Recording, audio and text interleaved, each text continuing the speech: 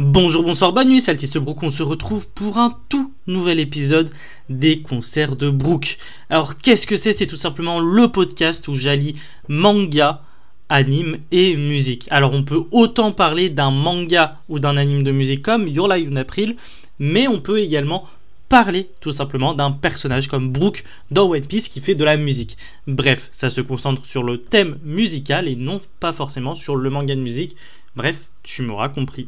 Nouvel épisode que j'avais déjà enregistré, d'où la frustration là que j'ai actuellement pendant que je tourne parce que je suis obligé de le refaire de A à Z. Alors de quoi on va parler aujourd'hui? On va tout simplement parler d'héritage, d'un héritage musical. Avant de parler d'héritage musical, qu'est-ce qu'un héritage de manière générale? Un héritage, c'est tout simplement une transmission de connaissances, de valeurs, de morale, d'institutions d'une génération à une autre ou de la part de quelqu'un, de quelque chose, etc. Que ce soit suite à un décès, par exemple l'héritage financier suite à un proche qui est décédé, ou culturel, par exemple avec l'école, notamment par exemple l'histoire. C'est un héritage culturel qu'on te transmet. Enfin bref, il y a plein de types d'héritage, il y a aussi l'héritage sportif, etc. etc. Bref. Là où je veux en venir, c'est que bien sûr, la musique n'est pas une exception et il existe également un héritage dans la musique. Et c'est ce que vont subir notamment plusieurs personnages de manga ou d'anime,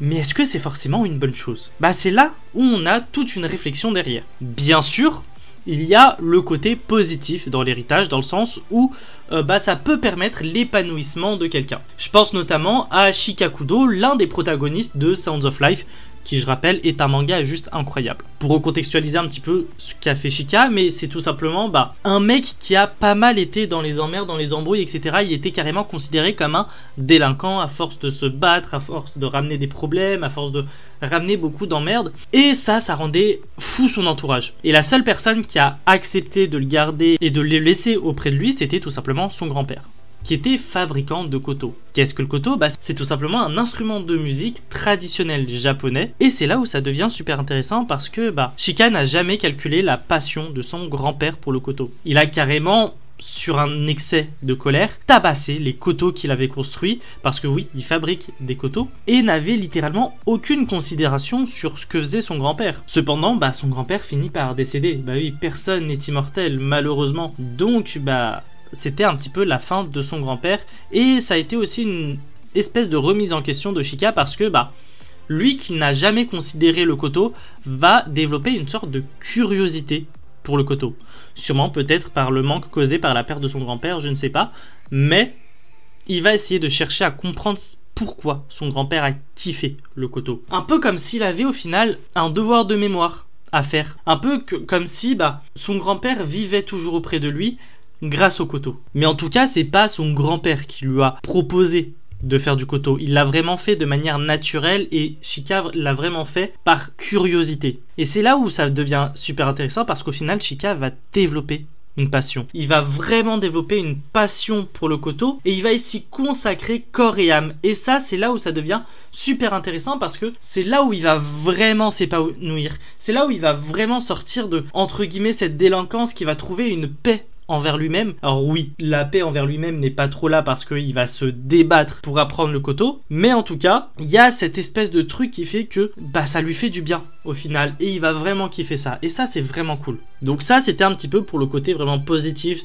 vraiment le côté épanouissement. Là c'est un petit peu un autre point positif parce que je l'ai calé comme ça parce que je trouvais ça marrant et que je voulais le caler, c'est l'héritage interespèce. Alors c'est là où tu vas me dire mais Brook, qu'est-ce que tu racontes? Et même moi quand je l'ai écrit j'ai fait mais où est-ce que je vais? Mais c'est pas grave parce que je veux quand même vous en parler. Vous savez, je kiffe Pokémon. Il y a carrément un podcast là-dessus, la Poké Radio, je vous laisserai aller écouter, où on parle de jeux Pokémon et notamment des jeux qui vont sortir. Il y a la saison 1 qui parlait de Pokémon Écarlate et Violet, la saison 2 qui parle de Legends ZA, et il y a un petit épisode bonus qui est sorti assez récemment. Bref, je vous laisse aller écouter ça. Et du coup, je regarde également l'anime Pokémon, dont Pokémon Horizon, que je trouve génial. Alors, pour ceux qui ne le savent pas, Pokémon Horizon, c'est un petit peu la suite de Pokémon sans Sacha. Vous le savez, à moins que vous avez dormi dans une grotte pendant plusieurs années, Sacha a remporté le Master 8, donc le tournoi des meilleurs dresseurs Pokémon, et est devenu le meilleur dresseur Pokémon, tout simplement. Et du coup, bah, on a nexté Sacha pour avoir de nouveaux protagonistes, une nouvelle histoire, etc. Super intéressant, où on développe tout un lore, toute une légende, bref, trop bien. Et dans cet animé-là, du coup, il y a le personnage de Rod, un dresseur Pokémon qui a grandi avec ses parents qui sont marins, mais aussi passionnés de chant. Et c'est là où tu vois un petit peu où est-ce que je veux en venir. Du coup, Rod va passer du temps avec ses parents, etc. Il va apprendre les chansons naturellement de ses parents parce qu'il les aide beaucoup sur son bateau lorsqu'ils sont à l'arrêt. Bien sûr, il ne navigue pas avec, mais il va passer beaucoup de temps avec et apprendre leurs chants. Donc jusqu'ici, logique. Mais qui dit monde Pokémon dit que bien sûr, Rod va devenir dresseur Pokémon.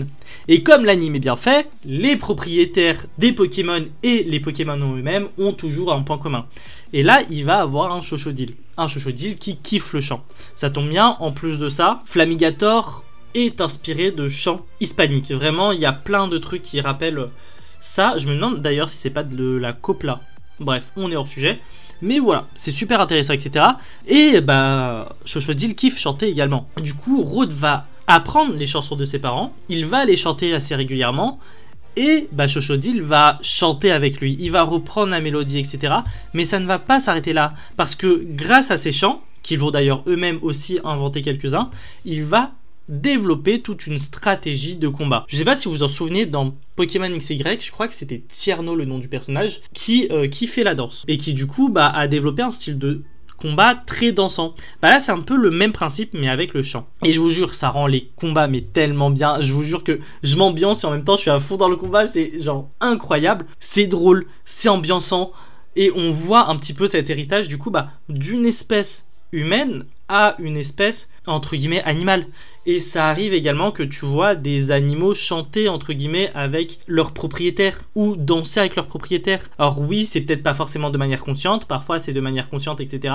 Mais il y a ce petit truc qui existe, n'empêche. Bon, je vous avais dit que ça allait être bizarre, mais je voulais en parler, donc j'en ai parlé. Maintenant qu'on a vu le positif, faut bien sûr qu'on évoque le négatif. Pour ceux qui suivent du coup les concerts de Brook, vous vous en souvenez, j'ai parlé de Blue Orchestra. Et on va y revenir parce que si vous vous souvenez bien, Hajime Aono est un prodige du violon lorsqu'il était enfant parce qu'il voulait ressembler à son père, qui est violoniste pro. Bref, le souci c'est que son père est un symbole de la musique pour lui et du violon, mais c'est aussi le symbole de destruction de sa famille. Donc, on le sait, son père a trompé sa mère et dans un élan de chaos médiatique, il va se faire envahir et Hajime va laisser tomber le violon parce que c'est un héritage musical qu'il a eu de son père. Je l'ai dit plus tôt, mais son père représente la passion du violon qu'il a eu lorsqu'il était enfant. Mais ce violon, suite à ce chaos médiatique, est devenu un poison pour Aono.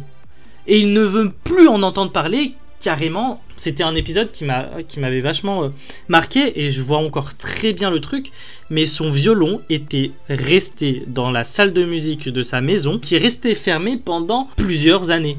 Lorsqu'il a réouvert parce que la vie a fait qu'il s'est réintéressé au violon, la salle de musique était poussiéreuse, plus personne n'y était rentré depuis des années.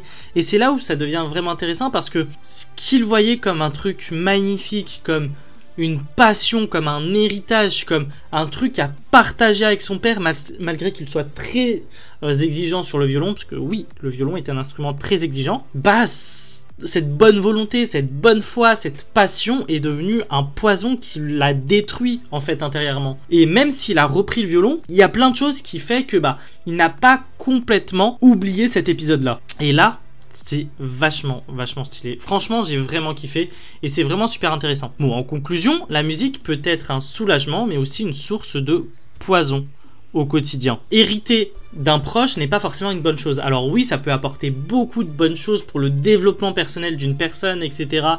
et son évolution, mais ça peut également beaucoup l'anéantir si un élément extérieur ou un élément fait que ça le détruise au final. Bref, voilà un petit peu pour cet épisode sur l'héritage musical. Bien sûr, comme d'habitude, je te propose soit de me proposer un manga de musique à lire, etc. On en reparlera ici. Peut-être un terme aussi de musique dans les mangas qu'on pourrait aborder, etc.